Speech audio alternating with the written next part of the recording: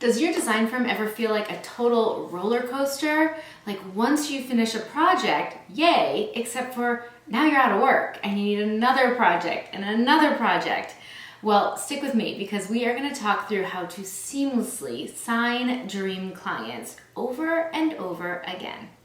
Welcome, I'm Sandra Funk and this is Design Sips, where we'll raise a glass and dig deep into your interior design firm, filled with more joy, more balance, and more abundance. Let's dive into your questions, shall we? Cheers. Cheers. All right, Sandra. Abigail asks, I'm in a client drought. Do you have any strategies that could get a few clients through the door? And why don't you start off with how to identify your ideal client? Yes, okay, so the client drought, I'm sad for you, Abigail, and I'm pulling for you, 100% rooting for you. But let's dig in on some actionable items that you can take right now to change that drought to a total feast, right? We don't want the famine, we want the feast. First things first, knowing exactly who your dream client is crucial so that you can then attract that dream client to you over and over and over again. So knowing your dream client is all about really looking back at the clients you've already had. Who of the clients you've already had was joyful, interesting to work with, provided great portfolio shots, right? They gave you all the feels, and you made great money working with them. So if we can find the crossover of fun, fabulous, feel good, and profitable, that's likely your dream client. If you've had a few of them, congratulations, you have a type, right? That you want to keep working towards. If there's only one, that's okay. From now on, this is the person that you are focused on and thinking about with all marketing, all initiatives, all networking, any partnerships that you do. Everything that you do going forward, you have this one ideal client in mind for. If there's no such thing in your past as a client who was both fun, joyful, right, beautiful, and profitable, then you need to get creative and you need to start dreaming up this person. And that means, who are they? Where do they live? What do they value? What are they interested in? Why is design so important to them? Why are you such a great fit, right? Whatever it is, if they're real or if they're imagined, make up this dream client, and then everything you do constantly circles right back to making sure that it speaks to them, what they need, what they desire, what they're afraid of, what problems do you solve for them. Your marketing will literally shift overnight from, hey everybody, I do design. I can help anyone who is alive and lives in a home, right?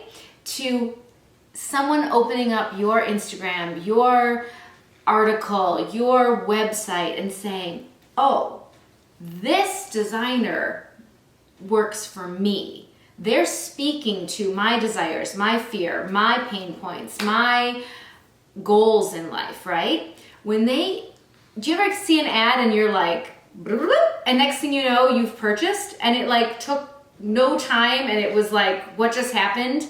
Like, Instagram gets you sometimes, it definitely gets me.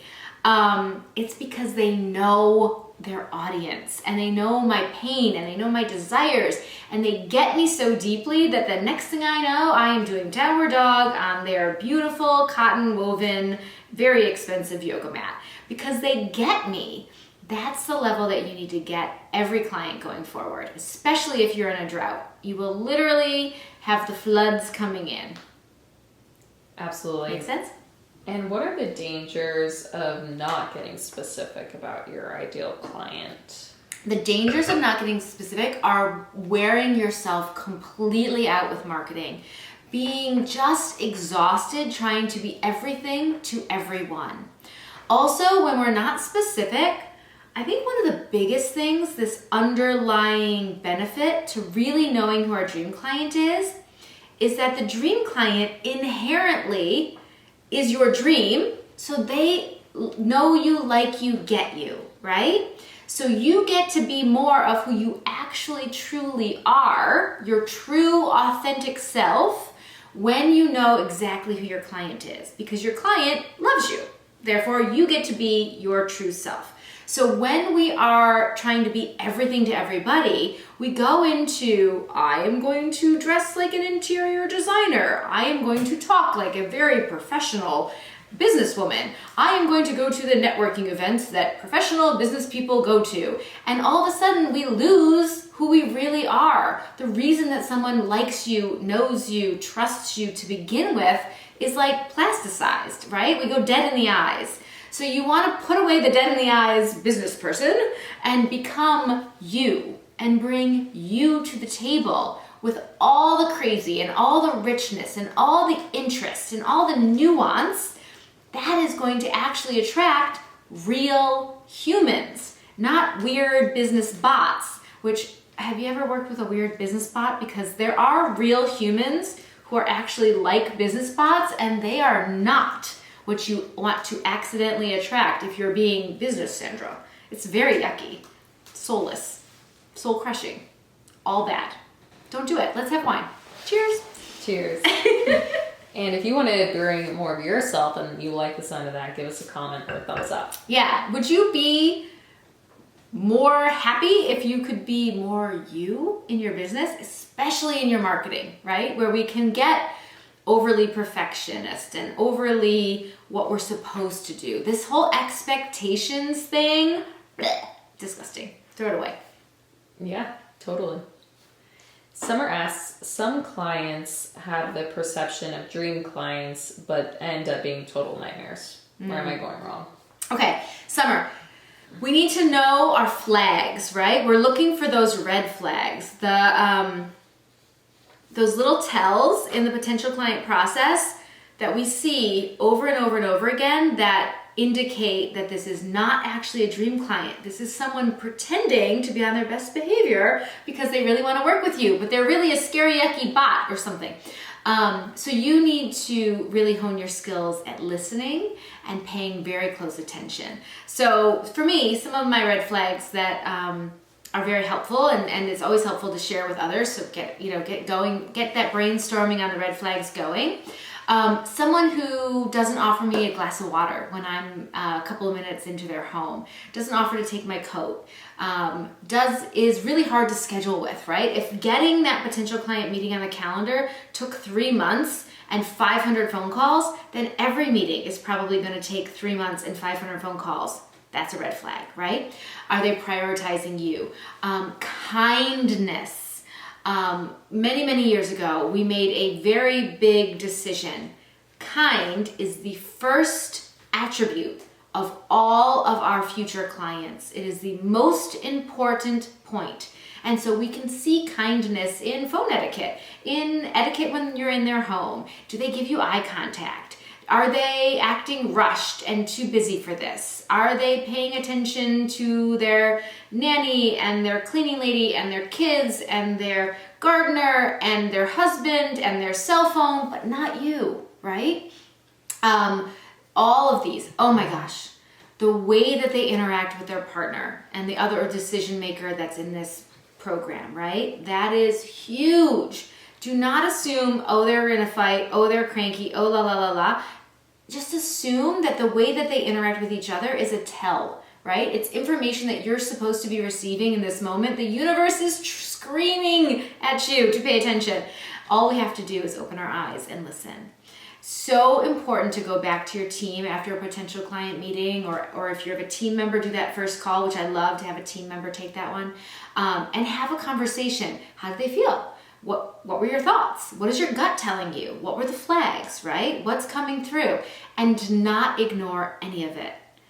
Anyone who's had a really bad client knows that it's 18 months of their life that they will never get back, or 3 years, or 6 months, whatever.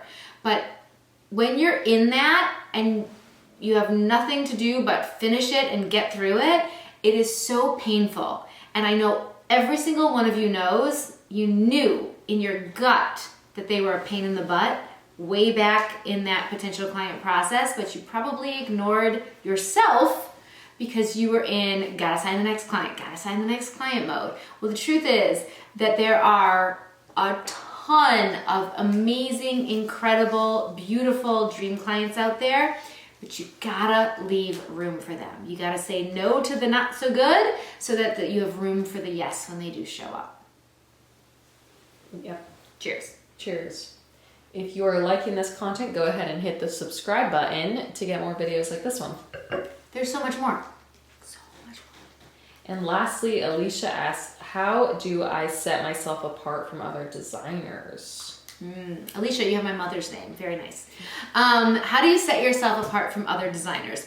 Are we in the context of in the potential client process? Yeah, so landing dream clients, they're interviewing multiple people. How can you go that extra little step to really woo them? Love this. Okay, so we've already talked about bring your whole, full, amazing, incredible, corny, wacky, wild self, right?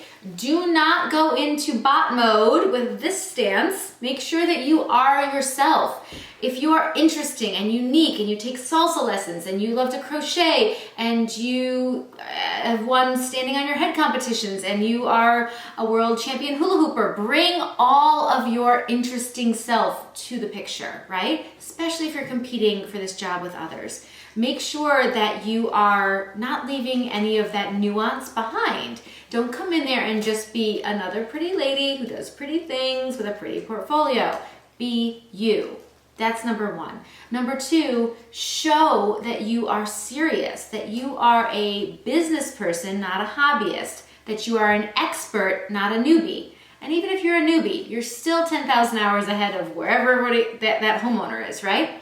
So you really want to make sure that you, in your potential client process, are expressing clear systems, right? Clear processes. If you have phases, outline them.